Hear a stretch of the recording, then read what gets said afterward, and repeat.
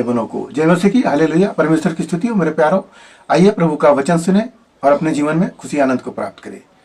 तो जो लोग नए हैं कृपया इस चैनल को सब्सक्राइब करें। तो आइए आज मैं वचन रूत का दूसरा भाग मैं लेकर आया हूं और उस पर आप लोग ध्यान से सुने। वचन मैं पढ़ता हूं। तब उसने कहा, देख तेरी जेठानी तो अपने लोगों और अपने देवता के पास लौट गई है, इसलिए तू अपनी जेठानी के पीछे लौट जा। रूत बोली, तू मुझसे यह विनती न कर कि मुझे त्याग या छोड़कर लौट जा, क्योंकि जिधर तू जाए उधर मैं जाऊंगी, जहां तू टिके वहां मैं टिकूंगी। तेरे लोग मेरे लोग होंगे और तेरा परमेश्वर मेरा परमेश्वर होगा। आमीन, हालेलुया। परमेश्वर की स्तुति हो मेरे प्यारो। यहाँ पर रूत जो है वह छोटी है और जो ओर्पा थी वह बड़ी थी। तो वहां पर नाओमी कह रही है कि देख तेरी जेठानी जो बड़ी थी वह चली गई। क्यों चली गई?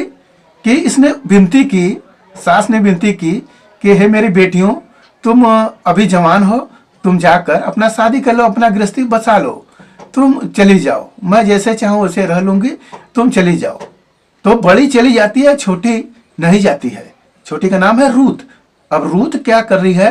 कह रही है कि जहां तू जाएगी मैं उधर जाऊंगी, जो तेरे लोग होंगे वह मेरे लोग होंगे, जहां तू मरेगी वहां पर मैं भी मरूंगी, जो तेरा परमेश्वर होगा वह मेरा भी परमेश्वर होगा। हालेलुया। क्यों ऐसा उसने बोला? क्योंकि वह देवता को पूजने वाली थी, वह यीशु मसीह को मानने वाली नहीं थी, वह यहोवा परमेश्वर को मानने वाली नहीं थी, वह देवता को मानने वाली थी। यहां पर उसने विश्वास किया किसका? अपनी सास का। कहा नहीं मैं सेवा करूंगी। उसने अपनी सास की सेवा के लिए अपने जीवन को अर्पण किया। जानते क्या उसको मिला?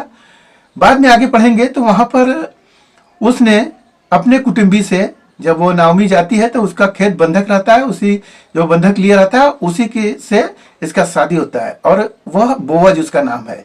बोअज से एक बेटा उत्पन्न होता है जिसका नाम है ओबेद। अब जानते हैं ओबेद कौन है?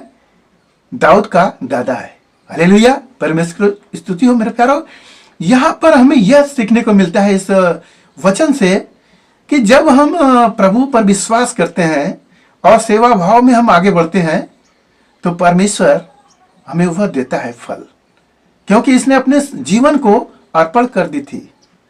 अब मेरा जीवन खत्म ही है, हम क्यों ना अपनी सास का सेवा करते हुए खत्म हो। इसे यह नहीं विश्वास था कि मेरा फिर शादी होगा, परंतु यहां पर देखिए परमेश्वर कैसे कैसे फिर उसका आशीष दे देते हैं। अब नाओमी का फिर वंश चल जाता है। हालेलुया। जो इसकी वारिस था वह वारिस बन जाता है। तो मेरे प्यारा यहां पर हम इस रूत में देखते हैं कि दुख कितना भी आया, परेशानी कितना भी आया, सब कुछ खत्म हो गया, परंतु यहां पर नाओमी ने हिम्मत बना, परमेश्वर पर विश्वास रखा और वह जगह छोड़कर नहीं गई, दूसरी जगह पर वह नहीं गई और अपने परमेश्वर के समीप में रही और परमेश्वर का आशीष से मिला और वो फिर फलवंत हो गई। हालेलुया। ऐसे वो आगे बढ़ी। तो हमें विश्वास करना चाहिए कि हम प्रभु के पास आए हैं। थोड़ा परेशानियां आएगी जीवन में, ऐसी नहीं है कि जीवन में परेशानी नहीं आएगी, आएगी, आपको दुख आएगा, परंतु वह टिकेगा नहीं, वह चला ही जाएगा। फिर कुछ दिन के बाद आप देखेंगे हम भले चंगे हैं, हमारा सब कुछ ठीक हो गया। तो परमेश्वर के जब पास रहेंगे, समीप में रहेंगे, तब वह आशीष मिलेगा। जब दूर हो जाओगे तो कहां मिलेगा? तो प्रभु कहते हैं कि तुम मेरे निकट आओ तो मैं भी तेरे पास आऊंगा। हालेलुया। इस वचन के अनुसार हमें परमेश्वर के निकट जाना चाहिए, तभी परमेश्वर हमारे निकट वह आएगा।